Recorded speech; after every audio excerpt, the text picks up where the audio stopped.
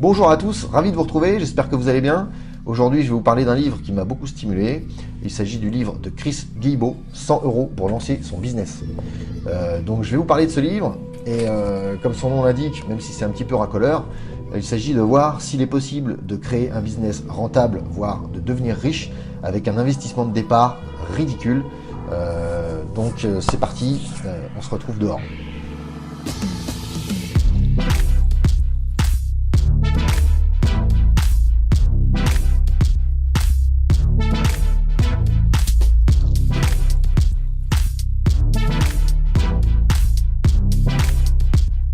Alors d'abord, j'aimerais revenir sur Chris Guillebeau. Peut-être que certains d'entre vous le connaissent. C'est un globe-trotter entrepreneur, passionné de voyage, de développement personnel, de liberté, d'entrepreneuriat. Et à travers ce livre, il veut montrer qu'il est possible de monter un business à partir de 100 €.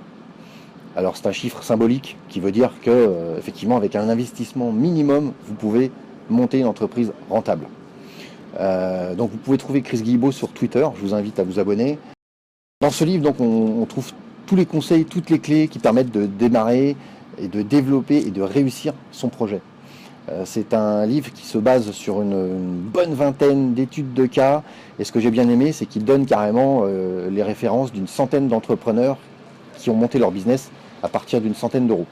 Il a même envoyé un formulaire Google à des milliers d'entrepreneurs et il a reçu 1500 réponses de créateurs d'entreprises qui répondaient à 4 de 6 critères qui étaient essentiels pour construire son livre. Ces 6 critères, c'est suivre sa passion, se lancer avec un investissement minimum, gagner au moins 50 000 $ de revenus nets par an, ne pas avoir de compétences particulières, c'est-à-dire que le récit se base sur des gens ordinaires qui ont eu une bonne idée un jour. 5e critère, la transparence financière. Donc impérativement, pour encore une fois crédibiliser le titre de son livre, Chris Guillebeau exigeait que les répondants au questionnaire soient totalement transparents sur leurs revenus. Et enfin, 6e et dernier critère, les entreprises devaient avoir moins de 5 salariés, avec une majorité de solo entrepreneurs. Donc, il y a 3 exemples que j'ai particulièrement aimés dans ce livre, mais il y en a beaucoup d'autres. Le premier, c'est Brooke, une jeune étudiante américaine qui est photographe et musicienne. Et pour arrondir ses fins de mois et payer ses études, elle vend des cours autour de la photographie. Et pour trouver des clients, elle distribue des prospectus dans la bourgade où elle habite. Le problème, c'est qu'elle trouve peu de clients et qu'elle a quasiment pas de revenus, elle dégage quasiment pas de revenus avec ses cours.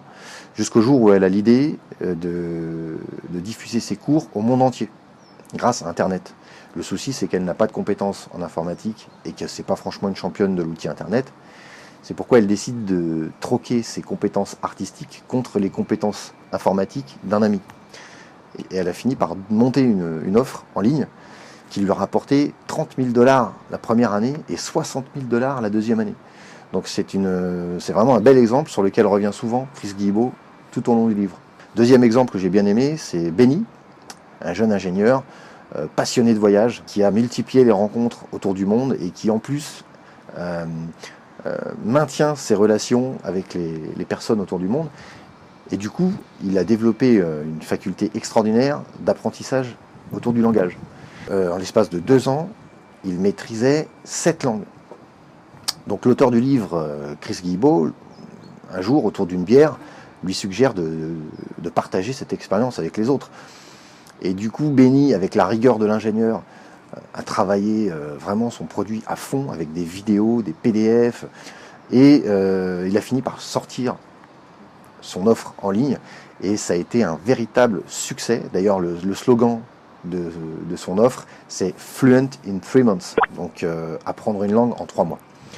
Donc encore une fois, un très beau succès, et aujourd'hui, Benny allie plaisir et efficacité grâce à son offre en ligne et son modèle économique, et aussi à tous ses contacts qu'il a plaisir à garder au quotidien.